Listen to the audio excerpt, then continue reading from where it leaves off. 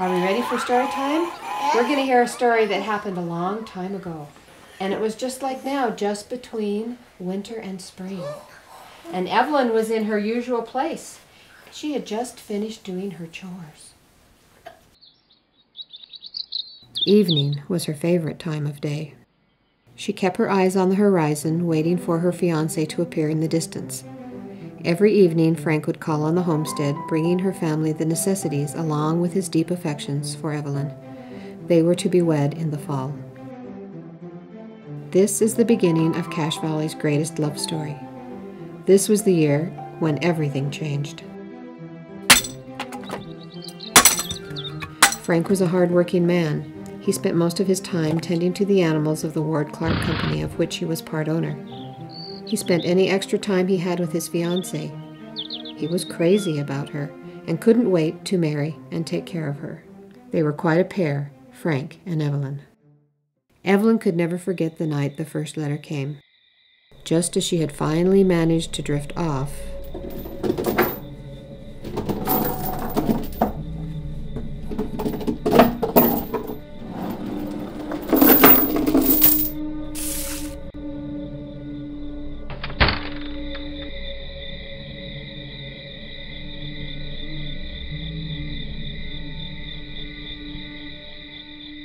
scared and confused, Evelyn considered riding the 12 miles to Frank's ranch, but the intrigue of the letter somehow calmed her enough to stay. Evelyn had never heard such kind and eloquent words, not even in all the novels she had read. The letter concluded only with a cryptic E as a signature and instructions where to leave a reply should she have the desire to write one. Evelyn had been privileged enough to have some formal education, and found that the way the letters addressed her reminded her of a life she had once dreamed of, a life she could never have with a man like Frank. She found her heart almost torn, even though she had long since promised it to Frank Clark. Frank was beginning to become suspicious of Evelyn's recent behavior. After much correspondence, Evelyn and her new friend decided to meet for the first time. Evelyn would pack a picnic for them to enjoy as they continued their wonderful conversations in person.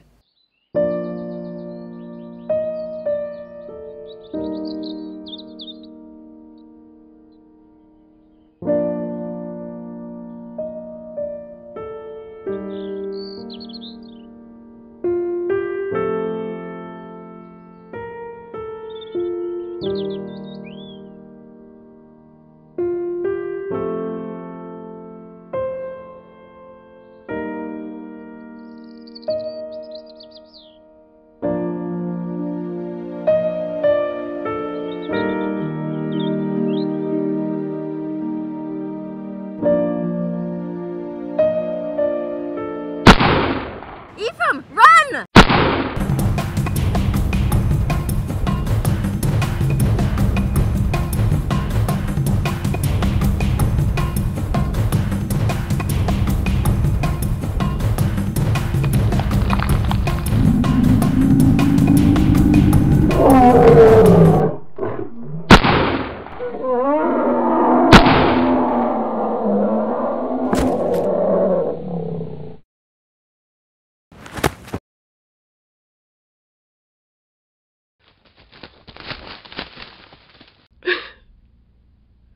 My dearest Evelyn, the long days and lonely nights which have passed since last I heard from you have filled me with a renewed yearning to be with you.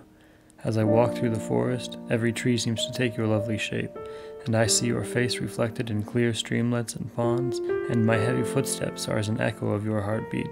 I know that heart is promised to another, but I know also that I cannot bear any longer to be apart from you.